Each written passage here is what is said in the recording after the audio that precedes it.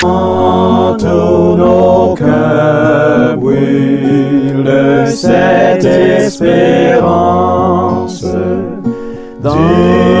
retour de notre Sauveur. Différents faits divers nous interpellent et nous incitent à la réflexion. Ils annoncent un événement imminent et d'une grande importance. Mais comment l'analyser?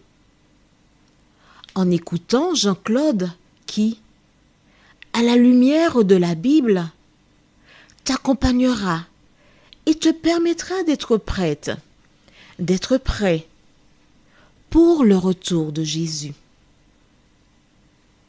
Note que les éditions spéciales sont disponibles sur YouTube. Quelle est la réponse 2? Le 2, c'est le chiffre. Je te salue fraternellement en Jésus-Christ, le Sauveur du monde. C'est Jean-Claude qui partage avec toi cette nouvelle série qui s'intitule « Découvrir la vérité ». Marco et Jean-Claude sommes très heureux encore de te retrouver en ce jour. Oh, nous prenons un immense plaisir à partager la parole avec toi et aller jusqu'au fond de cette dernière. Nous remercions Dieu qui a tout mis à notre disposition afin d'aider celles et ceux qui passent par des moments difficiles à regarder à Jésus, la source de la vie. Aujourd'hui, nous verrons, car c'est d'Isaac. Juste avant, prions. Notre Seigneur et notre Dieu, grande est notre joie, car en lisant la parole, nous découvrons comment tu te tiens à nos côtés, tu nous accompagnes et tu n'abandonnes jamais celui qui est tombé dans le péché. Merci Seigneur de nous aider à tirer les leçons de tout ce que nous lisons et voyons, et que le Saint-Esprit scelle ces paroles dans nos cœurs, nous t'en prions, au nom de Jésus et pour ta gloire éternelle.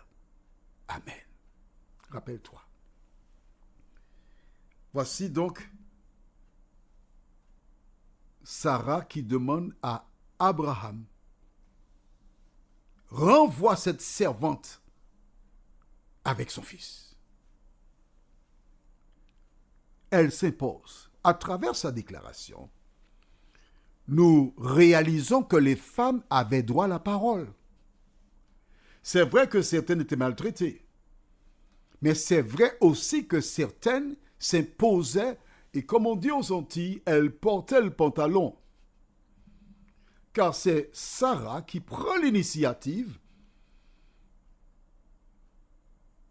reçue du diable, afin de proposer à son époux Abraham de faire un enfant avec sa servante Agar. Dieu a dit: tu as un enfant? Eh bien d'accord.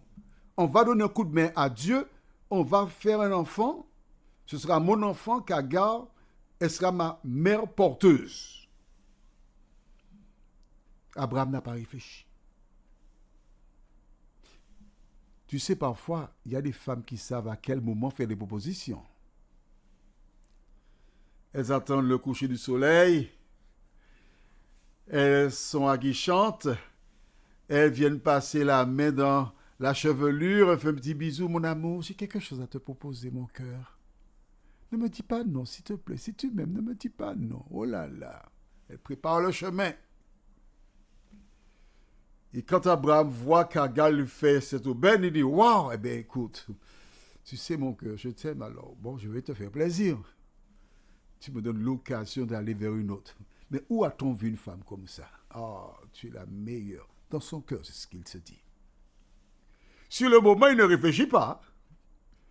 Il suit le projet, tandis que le diable et ses anges regardent ce qui se passe et ils sont en train d'applaudir. Voilà. Maintenant, il faut qu'Agar soit enceinte. Dans tous les cas, il n'ira pas une fois ni deux fois, il faut. Parce qu'à partir du moment où nous faisons quelque chose de contraire à la parole de Dieu, nous invitons le diable à venir à notre table, dans notre vie. 13 ans plus tard, Isaac est là. Sarah voit les conséquences de son péché. Elle voit qu'elle s'est trompée, mais elle l'a vu quand même. Toi qui m'écoutes là aujourd'hui, il y a combien de temps que tu es avec Jean-Pierre ou avec Geneviève? Au fond de toi, tu arrives à la même conclusion que Sarah. Mais puisque tu as donné ta parole, tu as dit, je resterai avec toi, je t'aime. Tu as déjà vu que tu dois finir avec cela, oui. Mais tu te laisses tenir encore par le diable. Sarah dit, bon, il faut que ces deux-là débarrassent le plancher. Abraham pense à son fils. Et rappelle-toi, nous avons vu précédemment, au verset 11, cette parole déplut fort aux yeux d'Abraham à cause de son fils. La première fois qu'il est père. Oh, je peux te dire que la première fois que je fus père, ce fut quelque chose d'exceptionnel. Avant la naissance du bébé, chaque soir, je venais lui parler dans le sein de sa mère. Et quand je venais, elle bougeait, une fille, elle bougeait. Et je faisais la lecture, je lui racontais la parole de Dieu dans le sein de sa mère, la crainte de Dieu. Et son prénom a été choisi. Et quand je venais, elle bougeait, c'était quelque chose d'exceptionnel. Quand je posais ma main, il fallait voir ça, c'était une fanfare. Et lorsqu'elle vint au monde, elle ne criait pas, elle gueulait. Elle a de quoi tenir. Elle a de qui tenir aussi. Je ne l'ai jamais quittée du regard. On l'a lavée, on l'a habillée proprement. Et la sage-femme, elle crie. Et la sage-femme l'a placée dans mes bras. Monsieur, tenez votre enfant. Et quand elle a dit ça, elle l'a déjà mis dans mes bras. Je l'ai appelé par son prénom. Et l'enfant qui criait à tue-tête, elle s'est tue. Tu sais pourquoi? Parce qu'elle connaissait ma voix. Elle savait qu'elle était en sécurité. Je présume qu'Abraham a vécu ça avec Ismaël aussi. Et je n'ai pas oublié le premier jour où la sage-femme a placé ma fille dans mes bras, ma première fille. Elle est née en 85, tu vois, et on est en 2023. Je n'ai pas oublié. Comment Abraham pourrait-il oublier cela, lui? Impossible. Surtout à son âge, il n'y avait pas d'espoir parce que c'était Eliezer, un serviteur, qui serait son héritier. Et là maintenant, Sarah lui dit, renvoie-les.